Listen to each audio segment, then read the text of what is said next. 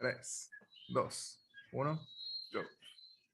Welcome back, everybody, to the Triad of the Force podcast, a podcast from three Puerto Rican friends coming together to do deep dives to Star Wars and other nerd-related media. As you can probably tell if you're watching on YouTube, today we are not a triad, we are a dyad because Nani had school. Law school is very, very hard, especially on your second semester. So unfortunately, she was not able to join us, but she sends her warmest regards to everyone watching and everyone listening.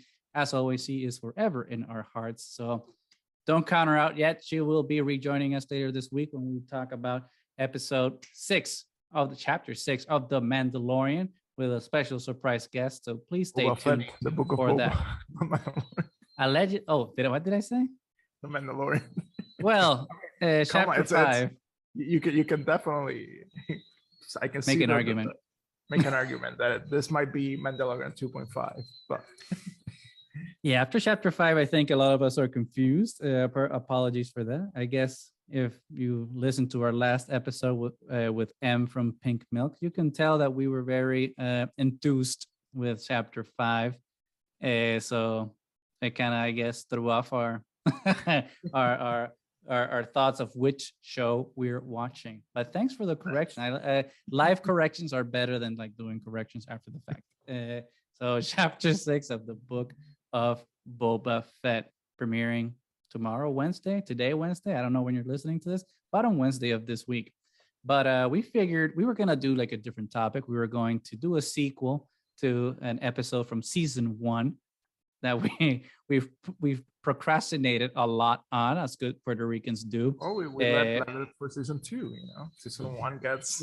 We let it for season 2, but then we didn't do it on season 2. Now it's season 3. So we were taking...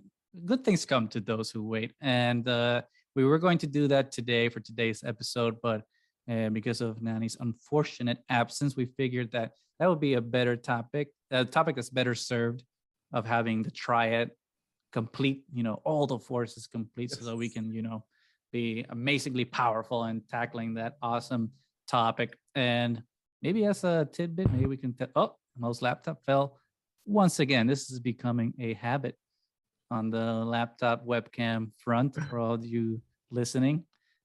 Mo's laptop also fell last week. But anyway, season 1, we did a couple of episodes about myth. We did a couple of episodes about that, and the hero's journey from Joseph Campbell literature with Ty Black from Wit and Folly.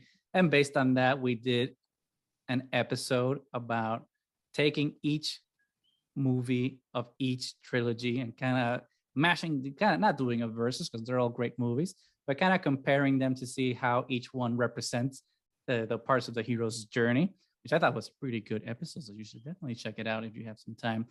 So we did that for the first movie of each of the trilogy. So we were going to continue that series by doing the second movie of each trilogy, which, is not controversial at all, right? Because only The Last Jedi is included there. So no one likes that movie or no one doesn't like that movie, depending on which side of the train you are. But that will have to wait, because today Mo came up with a very good topic, which is relevant based on whichever series you're excited for, The Mandalorian or the Book of Boba Fett, whatever, tomato, potato, tomato, But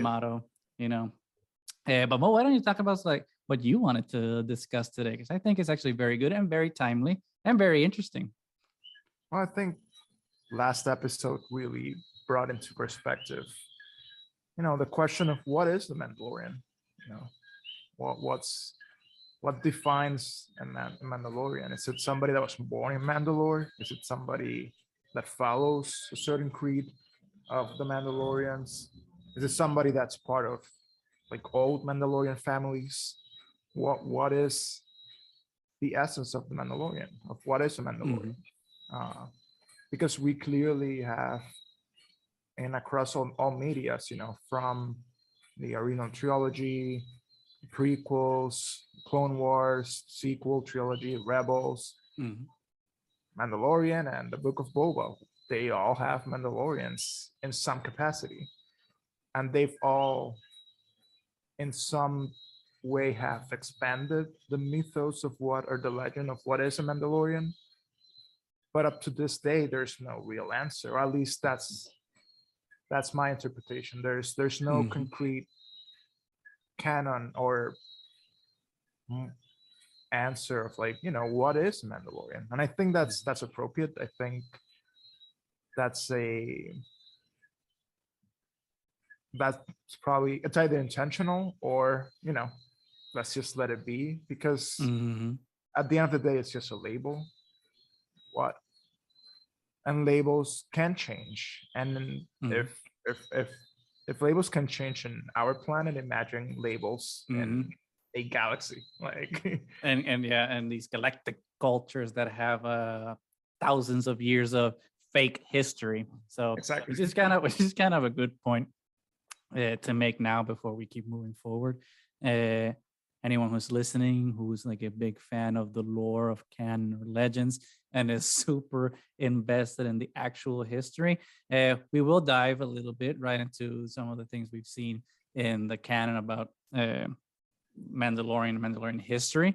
But I think we're more focused on this podcast as a whole about like how that is interpreted in terms of like our real life social interactions and meanings that we can glean that uh, talk to us as like humans, because I think that's the power of media. It's like, how does that transcend the screen, the big screen or the small screen or the books or whatever, into like our interpretations of daily life and culture and interaction. So there will be a little bit of what we've seen from canon and what that means in the canon, but I think we're more concerned about how that speaks to us in a more human level. Yeah. I mean, comes to mind, the term Boricua, for everybody that doesn't Mm-hmm. know, that's from Boriquén, the original name of Mm-hmm. Puerto Rico, by the Taínos. So Boricuas are Puerto Ricans. And then, you have the question of like, what is a Boricua? Is it the one that was born in Puerto Mm-hmm. Rico? Is it the descendants of the Puerto Rican diaspora and Mm-hmm.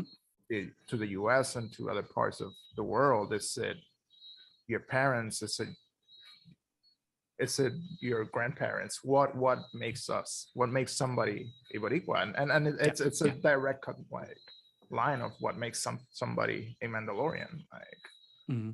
I what think this would be a wonderful conversation to have with an anthropologist, because they can better define what it means to be part of a group, right? Because there are certain traits that a group should have overall, right? That determines what, to use a word from from Mandalore, a clan, so to speak, and what kind of doesn't plug in. I think it's very fluid. It's always changing, but there are some constants, right? Because you can't say that. I mean, I don't know. I was going to say a terrible example, so I'm not even going to say it. But I think the Boricua thing is actually a fantastic example because that's a conversation, and not to derail, right? I was talking about Mandalore, but again, tied to things that are grounded one to one. into. Yes. But it's a big conversation that a lot of like Puerto Ricans have, like in the diaspora and the people in the island, and not only the Puerto Ricans, like diaspora Ricans, but also like people that have been born in the States that are of Puerto Rican descent that also consider themselves Puerto Rican. And there's a lot of conversation, right? I was like, it's between some people, it's like, oh, are Puerto Ricans that are born in New York or Chicago or Florida actual Puerto Ricans, or are they like now like Americans of Puerto Rican descent? Is speaking Spanish a thing that makes you Puerto Rican? Is like eating tostones the thing that makes you Puerto Rican? It's like is stepping foot on the island what makes you Puerto Rican? Which I think is a very interesting thing to talk about, especially when you talk about Mandalore, considering that who knows when was the last time that someone was on Mandalore after the Night of a Thousand Tears? So I think it's a good way to start talking about it, Mo. And thanks for like bringing that up, because I was thinking about it, but not in such a concrete way. But yeah, there's an interesting way to think about it, right? In terms of Yeah. like what is culture and what is part of the how do you become part of the group, and how do you remove yourself from the group too? Because I think that's also an important conversation of like, Yeah, do you no, stop? absolutely. Can you stop being part of that group? Like Boba Fett, can he? Because he claims he's not Mandalorian. But can he actually make that claim? Like, does that, just because you say you're not, does it mean that you stop culturally being part of that group? That's a What good, do you yeah, think? and then it also comes back to, is it just a feeling? Like, can you just feel that you're part of that culture, and is that Mhm. enough, or is that not enough? It does pull like a lot of questions and deep insights, because framing it now in Star Wars, we've, at least the prominent Mandalorians that we first see being, Boba and Django, and Mhm. they're, I don't think they've ever were born in Mandalore. They've never, I don't think that was ever established. I think Because I have Wikipedia open, we can do some live fact checking, but keep going. affection. And yet the idea of like what is a Mandalorian really starts expanding on like the series of Clone Wars, which is where we start like, we are actually in Mandalore. There are plenty of arcs that deal with the Mandalorian, what was happening in Mandalore during the Clone Wars. Yes, Jango Fett was born on the planet Concord Dawn, which is actually one of the planets of Mandalore, and was a foundling of the Mandalorians and fought in the Mandalorian Civil Wars. So Django being a Mandalorian, then Boba, the clone, is a Mandalorian. Just is it because it's born from a Mandalorian? I mean, I guess born, like cloned from about Mandalorian. But Well, I think what's interesting about being born, I think that being born is a good thing to also have in this conversation, because up until like a certain point, like I don't know if like being Mandalorian was exclusively by creed or by blood up until the show The Mandalorian, but The Mandalorian, right? That's when we, at least in live action and like more in the mainstream, for everybody who's not aware, like the deep cuts, right, in the books and comic books, is when we're introduced to that concept of foundlings, right, and like being taken in from people that are not of Mandalore or of that culture, and being brought into that culture and brought up in it and to become Mandalorian. So you don't have to be born into it to be part of it, which is, I think, an interesting way to look at it, especially when when we're talking about the whole Boricua thing, because Boricua, I think there is a thing to be said that there is sort of an expectation that you have to be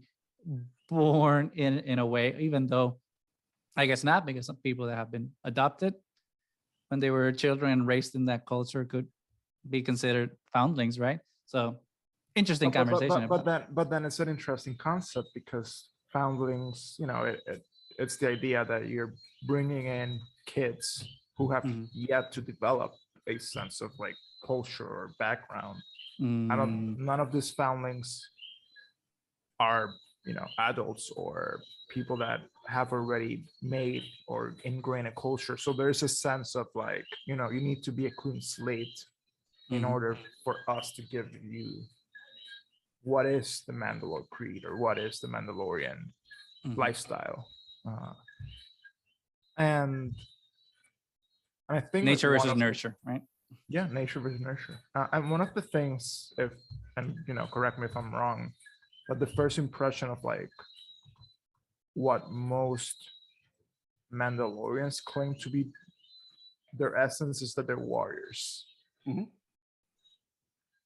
That is correct, Commander. That is one constant that I think we can all agree upon of Mandalorian culture and society, is that they are a warrior culture. I don't want to say warfaring, because that has other implications, but at least warrior culture, until obviously Satine and her whole peaceful revolution, which I think is very important to discuss, because then we see like a different side, right, of Mandalorians, which is like that peaceful side, especially when you look at it juxtaposed with her sister, you know, when you have bo-katan and then Satine, it's like two sides of that coin, and what can happen when you're engulfed in one side of the conversation or the other, which I think is a very Star Wars conversation, right? Is it, you know, what does balance mean? Is bo-katan right? Is Satine right? Are they both wrong? Because they both And can't be right, but they both can be wrong. facts. Yeah. I mean, and even from a very just looking at the characters perspective, you have one that Satine, you know, it's just never portrayed having an armor. Mhm. Like it's you probably assume she probably has one because it seems like that's another, I wouldn't say like a mark, but it seems like a staple of the Mandalorians that there's some connection with the Beskar armors. Yeah, it's kind of like in samurai culture, like that armor is like a family armor, and it's carried on through the generations. So I don't know this for a fact, but let's start talking out our ass here. I would imagine that maybe Satine's armor is the one Bo-Katan is using now, if that's the family armor, and it's like she Well, set aside and Bo-Katan. But we've seen other families that they all have armors. Like look at Sabine's family; they all have armor. Like, and there's, and then Sabine is an interesting concept because Sabine plays with her armor, changes the aesthetic and gives it a personality. While you have people like Mando, who is the other way around. They do not give it a personality. It's just complete, like clean slate. Which I love because, and I think we theorized about this when we were talking about Mando season 7 or season 1. Who knows what is time anymore? But I think it's very interesting about Mando's armor, especially looking at it now with chapter 5 and the Naboo Starfighter. And when we see the Naboo Starfighter, it's still got the bright yellow paint, even though it's been weathered down. What's the first thing that Mando does? He sands it down to strip the paint off the ship to make it a clean slate of the Beskar stainless steel look that he has. So it's still, he makes the ship a clean slate just like he still is. So that's why I think there's going to be like some point where like Mando decides to like whenever he decides to reject or accept the Darksaber, whatever happens, it's a time that I think there'll be change in his armor and he'll be able to like express his personality, right? Because right now, especially when we look at him with what happened with the armor, he's still very much beholden to his indoctrination and his structure of his belief structure of what he believes a Mandalorian to be. So he's not yet himself, which I think is what's interesting about his armor. Everyone's armor, past Vizsla, the armor, even Boba, right? Sabine, like every Mandalorian we've seen, their armors are decorated to kind of show their personality and like their allegiances, not Mando's. The only thing he has is the oh my god, I forgot the name of the thing, but like the symbol of his clan with Grogu. So I think that transformational aspect of Mando taking his armor to make it transcend the Beskar is what's missing. And I think it's the conversation that he's having with himself about what it means to be Mandalorian.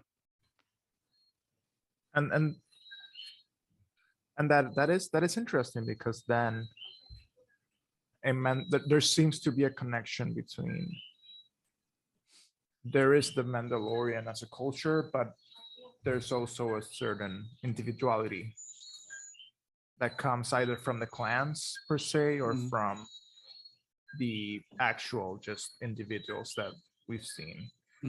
So there is some concept of like, it's not static definition of what is a Mandalorian, but there seems to be certain elements that are there, at least in essence of like, do you or do you not follow certain traditions? And that can be tied back to cultures. Like, do you have to follow the cultural traditions to be part of that culture. Mm-hmm. Mm-hmm. And if you reject those traditions, does that mean you're rejecting or taking yourself out of that culture? Right. And then there's the aspect of transformation of those same uh, traditions, because as we all know, everything changes. There's there's there's a sense of, I think the fact that the Mandalores lost their planet, Mm-hmm. it gives rise to the idea that there has to be, somebody has to define now Mm-hmm. what Right. is to be Mandalorian. I that's a good point. That's a good point, because that makes me think about like all these, westerns and all these movies of like the wandering heroes, and like all these heroes don't have a place to be because they don't have a definition of self to an extent. So like they can't be anywhere because nowhere is a place where they belong. So I think it's telling that Mandalorians don't have a place either where they can be because they haven't found their way. So because they lost their way, they lost their planet, and they're all wanderers still, right? Until they find what makes them all Mandalorians and something that can unite them under one banner. Because even though we can talk about the merits of like the warrior aspect of Mandalorians and like the more violent and indoctrinated tendencies of a Night Watch or the Children of the Watch, or the whatever clan the armor and all that those people subscribe to, which we can say that they're very extreme. But on the other hand, Satine was also very extreme, right? So he rejected a part that was as Mandalorian as she herself felt to be in her peaceful ways. She kind of rejected that part of Mandalore that's very Mandalorian, which is the armor, and which is the warrior fighting aspect of it, and banished everyone to Concord Dawn and all these things. So that's also kind of tipping the balance against what it means to be one. So I think that no group is right here. That's why I think Sabine and Mando are the most interesting Mandalorians right now, because I think Din slash Mando slash Pedro Pascal slash Space Pappy is one of the most important characters in terms of him finding his way. And I think his way is the way of Sabine. I think Sabine is very important because Sabine, at least to me, represents the best of both worlds of Mandalorians. She embraces the tradition and culture, right, of like the armor and the warrior, but she is not ruled by the need to, fight to the death or challenge people for the Darksaber or wage war against her fellow Mandalorians because they're not following X or Y creed. I think that she is the ideal. She's the Ahsoka Tano, right, of Mandalorians to an extent. What do you think of Sabine? Yeah, since we haven't discussed her so far. I mean, definitely Sabine is probably the most interesting one of them all. Like, Sabine it's almost like they understand what they need from that culture. They apply it to themselves, but they're not attached to it. So Sabine goes out and she makes her own family. She is part of the Ghost Clan. Like, that's, and none of them are Mandalorians, but who cares? Right. Because to Sabine, that doesn't matter. That's another part of like, the fact that maybe that's another element. Like, not, we haven't, well, apart from maybe Boba, we haven't seen Mandalorians that, and there's a reason now we're seeing Boba changing that, but all of them have a clan as well. There's a sense of, there's a community, like like, and probably Boba being the exception as well. But Sabine has a family. Sabine has her own clan. But she rejects her familiar clan. She rejects the clan she was born into. Because she doesn't subscribe to those ways. But that doesn't take away her Mandalorian. She's still a Mandalorian by all. Which I think it's the interesting thing about Sabine, because going back again to Satine and bo-katan, because I think the interesting thing about Satine and bo-katan is that you can look at both extremes of belief in terms of what the Mandalorian way should be. It's like, is it this more right-wing approach that bo-katan has had, or still has to an extent, of like adhering to the culture, right? And the being conservative about like how you interpret what it means to be part of your group, right? Because because she's very xenophobic to like her own people, right? Because when we were in the Mandalorian and we see when Din is talking about the Children of the Watch, and she's very disgusted to an extent, you can see it in her face, and she shuns them instead of being like, oh well, they're still Mandalorians. She in a way like doesn't look like she considers them Mandalorians. They're extremists, and it's just she has a very narrow view of what Mandalorians should be. Yeah. But the same, you can say the exact same thing to an extent about Satine. The Satine, even though she wants to be peaceful and bring everyone together, she's still rejecting her people. And she's still rejecting some of her people that just want to follow different ways. I mean, granted, I'm not saying that we should like allow all ideas. I'm getting to that. There are some ideas that are not good and we have to discard in Star Wars and real life. But I think that's why Sabine is like, she's the Bendu, right, of Mandalorians. She's the Ahsoka, now she's the Bendu. She's the Bendu because she's the one in the middle. And she knows what are the good things to accept and hold in your heart and maintain and appreciate. And she knows that there's also negative things about Mandalorians that you just have to jettison. And it's like, well, these are not good ideas, so we have to like abandon them and move forward for the betterment. And I think that's the important thing about being Mandalorians. To be Mandalorians is to like be a human, I think, because it is the most one-to-one thing that we have in the Star Wars universe of society trying to reckon with itself. Because Jedi, they're an ideal, they're magical, they're still, we can talk about Ahsoka trying to find the balance of the Jedi, but to an extent, Jedi still, are detached from us because they're magical and they still want to be kind of dogmatic, despite how liberal they might or might not be. But Mandalorians are, they're you and me, man. They're Boricuas, they're Americans, they're South Americans, they're Mexicans, they're whoever, whoever has a culture and whoever has had to fight over what it means to be of your culture. I think that's what a Mandalorian is. It's like, it's that eternal fight of what it means to be, which I think is a never ending question. No.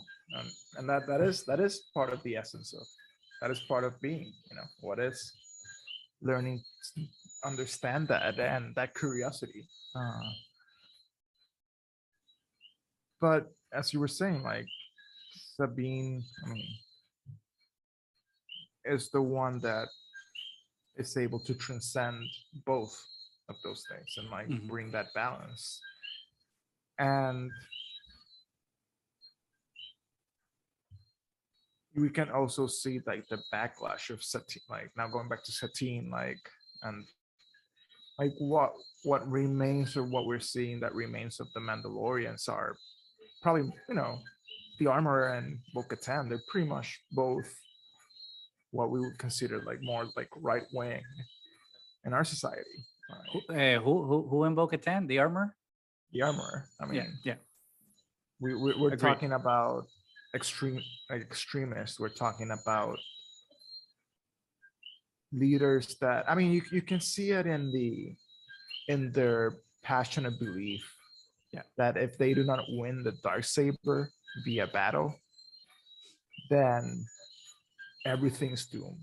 Like what a concept, because it's an item. It's not this it's not, but like it ties into what you just said about them still being two sides of the same coin, of just being like these right-wing people that are just, if there's one thing that kind of ties all right-wing views together, is the strong man aspect, of strong person aspect to it, which is like, might makes right type of thing. Like you have to be the strong person, and that's what determines what's right and who leads. And I think that's the toxic element of that Darksaber. It creates a oh my god, I forgot the word, so keep going while I remember.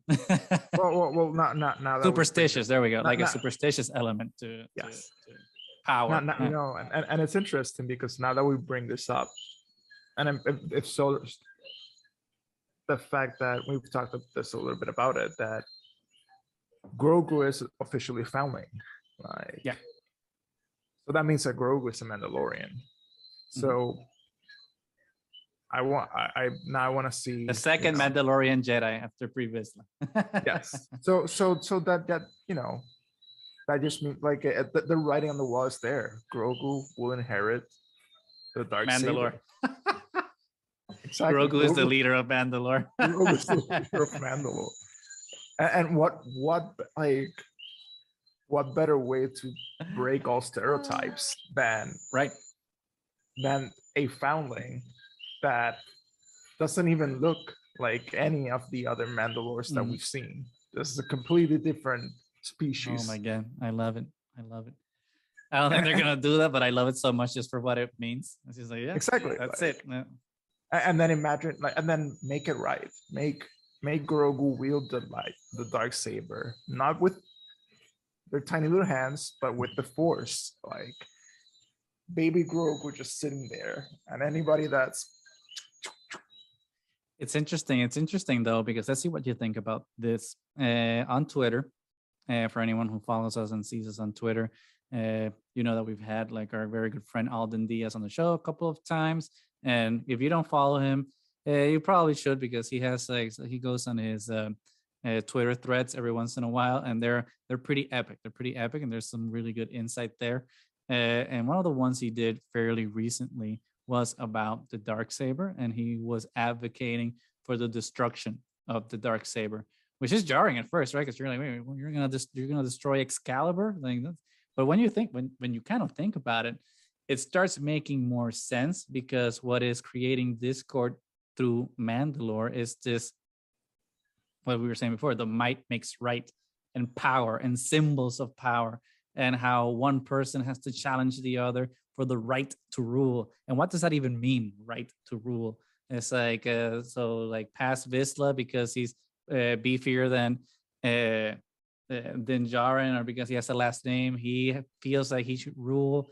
And even Din having the Darksaber, does that mean that he's capable of ruling? So like the Darksaber is like this weird artifact that I think is kind of destroying Mandalorian society in a way. So I think there is a argument to be made that it brings more harm than good, because it doesn't let Mandalorians focus on the issues at hand. On the one ring.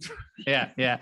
Well, it's kind of the one, but it's also kind of like in real life society where we kind of lose our focus about what are the important issues that we need to tackle, and we kind of get distracted by the media sometimes about like, oh, let's talk about Joe Rogan or something. It's like, is that really what we should be talking about? It's like, I mean, yeah, he's a useless misinformation machine, but is that really what we need to like discuss to figure out what our society needs? And I feel like that Darksaber is doing that to Mandalore to an extent. It's like, look, they're having like these squabbles about who should rule because you didn't win it the right way. It's like, what does that even mean, winning it the right way? And does that mean that because you won it in combat, that you're a capable ruler? But I mean, I can see that, but then that creates a whole set of like Lord of the Rings kind of thing. Like, how do you destroy Beskar, and what's the next step? But well, it could be destroyed. The armor destroys it all the time, melts down and makes little mithril armor for a little Grogu. So it's possible. That is possible. It's possible to transform it. Oh yeah. Although, granted, it could also be Mando could show the alternative. You don't have to win the Darksaber by combat. There's the power of love, and that's more powerful than Frog Like, Lady comes in and she wins the Darksaber with the power of love. no, I mean, Grogu can win the Darksaber, you know, just with a moment and accepts like, you know, I'm Grogu's daddy. I need to go back and rescue my baby from the From evil Luke. clutches of Luke. God damn it. Yeah, let's not talk about Luke. I mean, my favorite God damn it, Luke. character becomes a kid snatcher. We'll leave God that for a damn it, different Luke. episode. Why, Luke? Why? Yeah, it's like, well, that was John Favreau. God damn it. Anyway, whatever. Oh, take it, reeling it back in. Reeling it. Doing the cartwheel. That's for you, Bernie. Even though I know you don't listen, but But then it's interesting because if the Darksaber meant you're the ruler, then look at Din.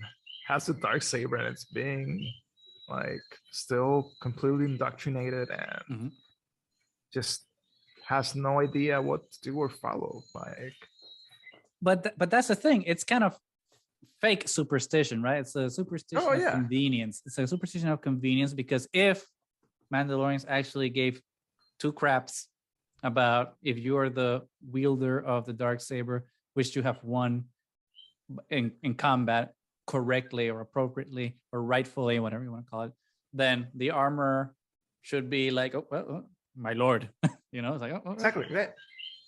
And then he took off his helmet. It's like, well, I'm the ruler of Mandalore, so I'm changing some rules around here.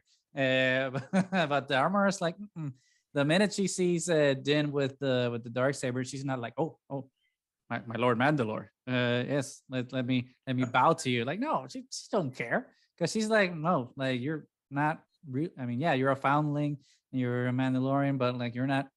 You're you're a second class Mandalorian. Yeah, exactly. It's like if a Puerto Rican becomes runs for president, it's like, no, you're Puerto Ricans, you're not Americans.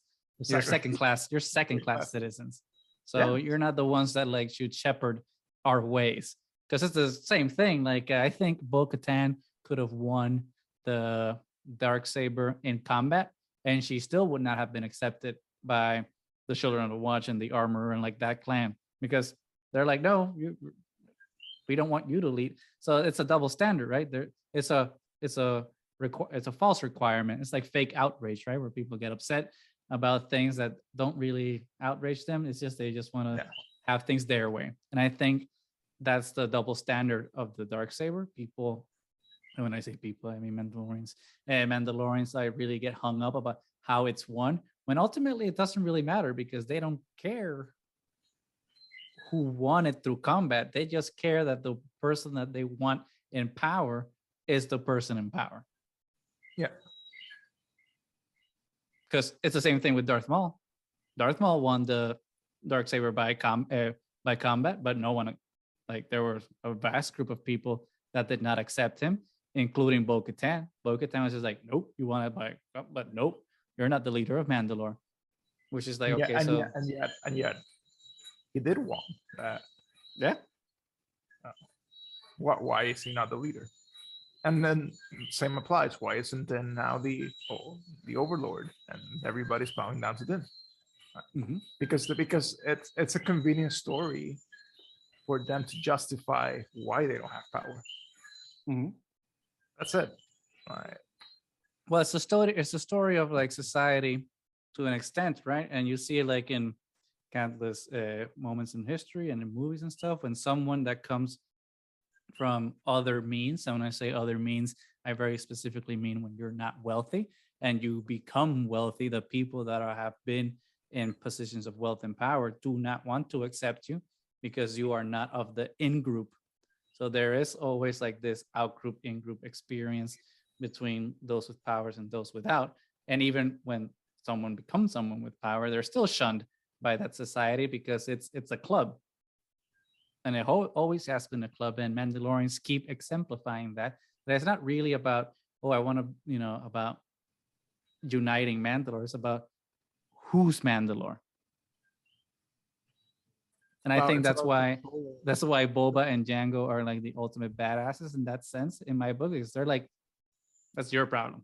I'll take this Beskar I'll show you like my Shane code so you can see that like I am if I needed to get a passport, but not my problem. I'm out.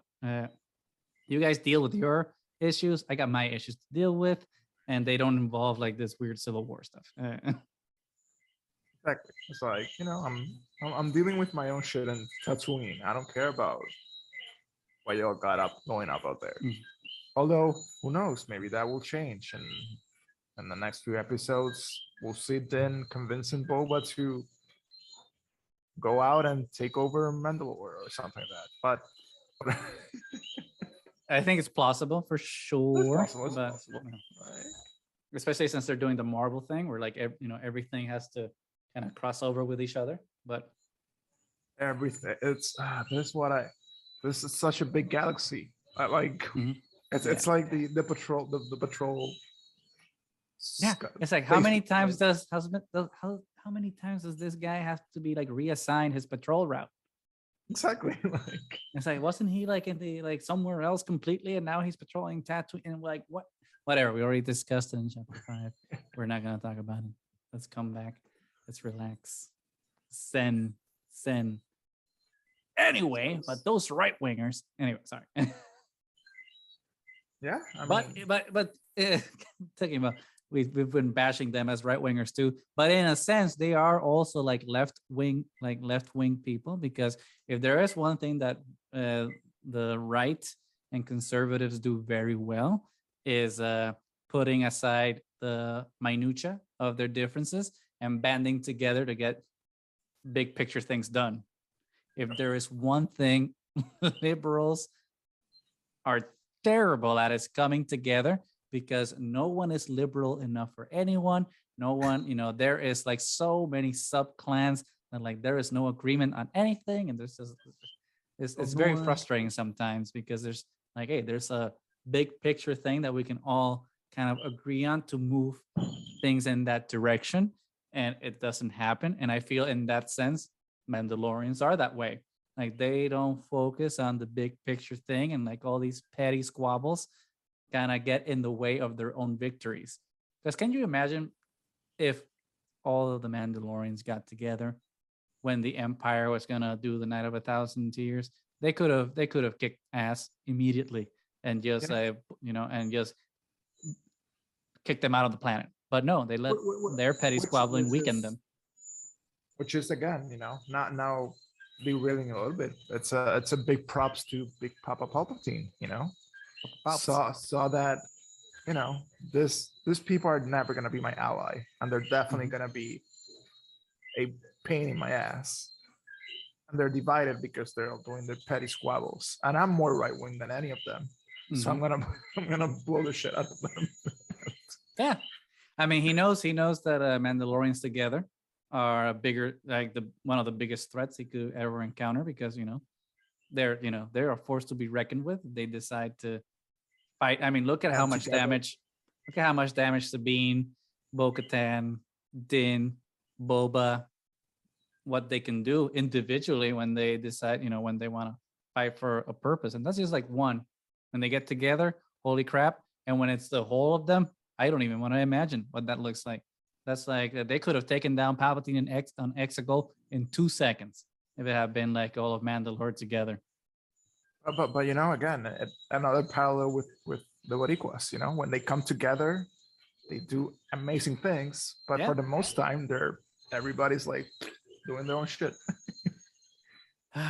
Although to throw our people a bone, we did do amazing last Saturday during the beach Karen Beaches thing. That was amazing. Okay, let's get some context. For all you people who aren't from Puerto Rico, there has been like a large conversation about displacement of Puerto Ricans by wealthy white Americans who are coming into the island because of what is it, Law 20? Tax evasion.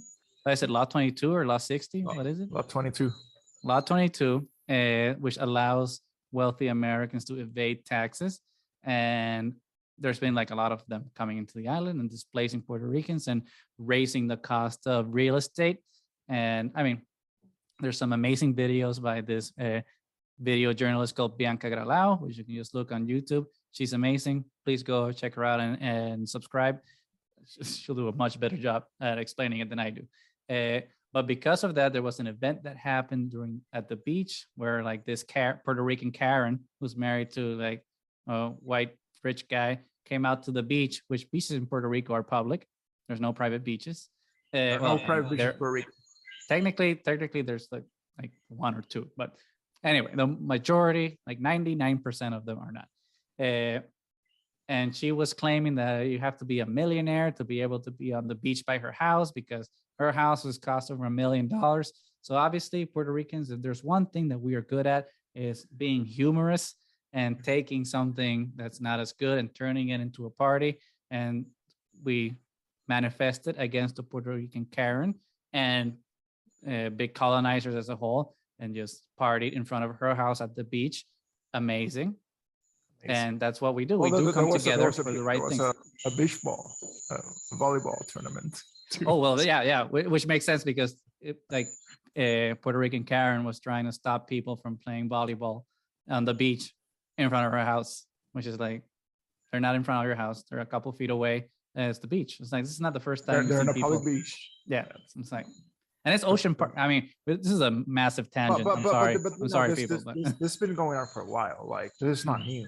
It's just like people have been trying to semi-privatize beaches for a long time. Like, you go to Dorado, you go to Fajardo, a lot of beaches are locked up on their hotels. Like, it's the fact that on top of that, now we get all of this influx of the idea that you can buy something that's public property. That's been specifically designated as a communal public for the use of everybody. Like, one of the few things that our government has done right in the past is making, it's not public domain, but making beaches public. I mean, this is a big tangent, so apologies, people, but it's important to talk about all these real world things that happen that also have these ties to Star Wars, because what is media if not commentary and expressions of the lived experiences we've all had? So in a way, that's what happened, right, to Mandalore. Like, the Empire came in and displaced them. Yep.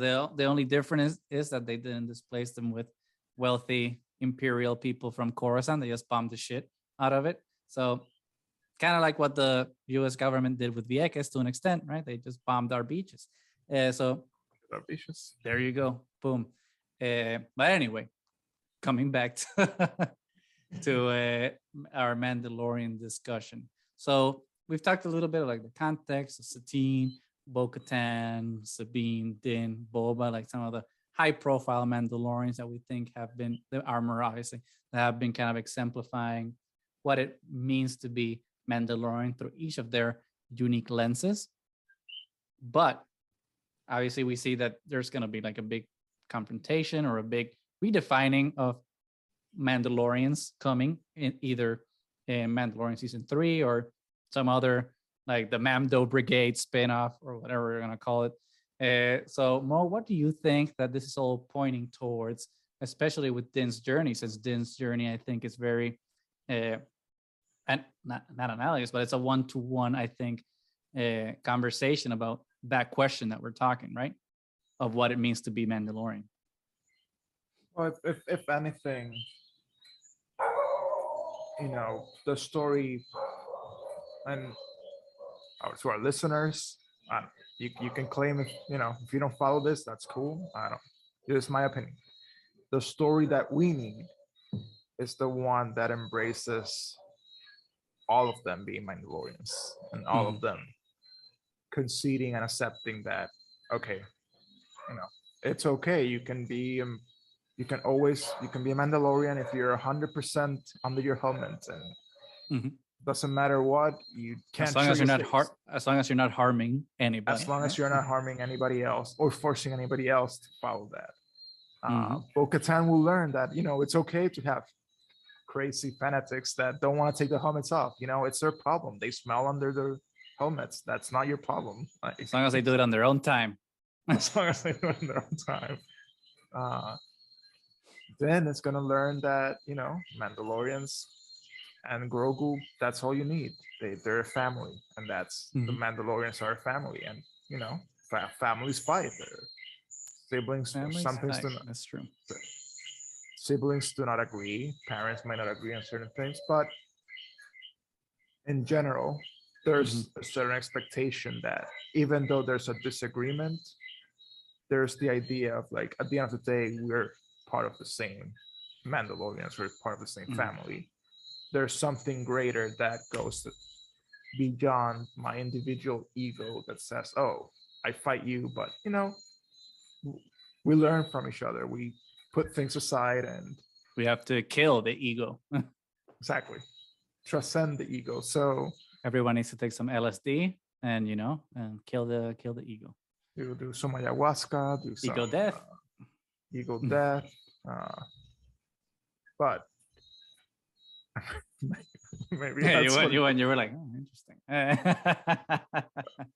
yes, but maybe Grogu will be the one that bridges that connection, you know, with the Force and being a foundling, but not being, but being one of those second class Mandalores. Like it's not a man like wasn't born in Mandalore. It's just a foundling. It's a different species, but somehow connects everything. And then I really hope they bring Sabine in some capacity Mhm. into the fold, because Sabine can be a great leader. And we've Mhm. seen already how a rebel Sabine had that seed of like, you know, Sabine learned how to use the Darksaber. So if we're Mhm. gonna keep on the tradition of like, if we're not gonna destroy the Darksaber, kind of like Alden said, we will Mhm. need a tradition that bridges how to use the Darksaber, what it means. And who knows, maybe the Darksaber is not meant to be held by one person. Maybe the Mhm. Darksaber is it's meant to be where it needs to be. And maybe that's what the Mandalors will learn, that, you know, maybe today Din needs it. A year from now, Bo-Katan will need it. It becomes like a Griffin, like the sort of Gryffindor, where it Yes, comes to the aid it comes of to the aid of of a those Gryffindor in need. of a Mandalorian in need. I like that. That could be interesting, and like having Sabine come back could be like very cool too, because as we discussed before, Din's armor needs a paint job, Yep. and who else to help Mando with this problem he has plain armor than the master of armor painting, Sabine Wren.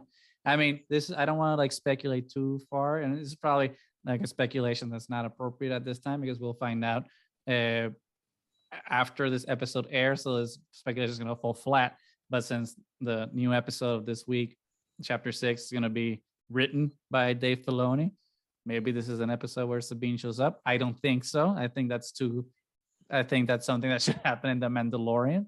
But it could be cool. Like the two Mandalorians that have wielded the Darksaber, and like no, like Samwise Gamgee, not Frodo, because Frodo actually succumbed to the ring and didn't allow someone else to have it. Samwise is the only person, and Bilbo. Both of them were the only people that actually let it go of the ring. But Sabine, and I think Din, even though he didn't do it with Bo-Katan because she rejected it, but those were the only two people that we know of that have given up the Darksaber willingly. So they do seem like they need to have a little head-to-head, little conversation. Absolutely. Like I think because the I think we talked a little bit about this, but when the armor was teaching Din how to fight, it brought brings back memories. Yeah, It's very similar to very similar. when Yeah. Sabine was being taught how to fight, and what a difference of teachings there were. So if anything, I hope that Sabine does come back. But it's not. But then again, you know, it's not like Frodo. Like like you Mhm. said, like, Frodo. I mean, they had to cut Frodo's finger out. Like, Well, not to diverge into like Lord of the Rings territory too much, but I think the oh, Frodo thing was very poignant, right? Because we have to show that even the purest, well-intentioned people, if they're pushed to the brink, like they can succumb. And we all need someone like Sam. We all need a Samwise in our life to kind of help bring us back. And maybe that's the thing we'll see between Din and Grogu. As like Din might go back into like his indoctrinated ways from the Children of the Watch, and Grogu will be like, "Hey, nope, you gotta come back. You gotta let go of the Darksaber." And maybe exactly, a lot of people are like theorizing that Din's gonna become Mandalore and he's gonna become the ruler of them and unite them. But maybe not. Maybe this is like a see, I red don't, I herring. don't We're see it. I thinking don't that see it. maybe this is his story of realizing that about how to let go and like how power is not something that everyone is destined. Well, I don't like the concept of destiny that everyone Well, needs to everybody aspire craves. for. Yeah, that everyone has to aspire for. No, maybe what again, it's like, the storytelling thing is needs and wants. What people think Din wants is to become ruler of Mandalore, but what he needs is to just settle down and have a family and go back to Omira on that swamp planet and, fish some frogs and raise Grogu. And that's it. Take off his armor, maybe go hunting with it a couple of times, but maybe that's what he needs. And maybe that's what this story is about. Or realizing that sometimes the path of the hero means not being the hero, the traditional hero of, ruling and being a badass. Sometimes it's laying your weapons down and falling in love, taking care of your kid. Hey, dads are heroes. Lots of dads are heroes. So why can't Din be a hero that way? Hey, that's being a great hero. That is how you forge great heroes. So. And maybe that's what it means to be a Mandalorian. It's not the best car. No, it's leaving the best car alone and using it when you need it. Not always, Yep. And yeah, sorry. No, I was gonna say like maybe wouldn't even need the armor. Boba's gonna teach Din how to fight like the Tuscans, with more like natural environment, and he'll just adapt. Baby Grogu just enjoying the frogs in the swamp every once in a while, like having fun. Yeah, like with instead of like we finally see a Jedi / Mandalorian not focus on fighting and being a warrior, just enjoying their childhood and growing up, and I'm down for that story. That's the spoils of war that we've been waiting for, seeing people finally being able to, okay, I achieved what I needed to achieve, and now I can give that life that I didn't have to the next generation and have them not have to go through it. I think that's a really good way to end this conversation. It's like, hey, Mandalorian just means that you fall in love and take care of your little frog kid who can use the Force. That's what it means to be a Mandalorian. And a Puerto Rican defends their beaches. That's what both means. But with that, I think this conversation has been amazing, considering that it was a little last minute because of all the things we described at the beginning of the episode. It was a beautiful conversation, I think, about what it means to mean and culture and society and like wants and needs and characters and religion, indoctrination, politics. There was a little bit of everything, a little bit of Puerto Rican news for those of you who are invested, which you should be. But with that, we have been Triad of the Force. Thank you so much. Don't forget to like and subscribe if you're listening on podcast.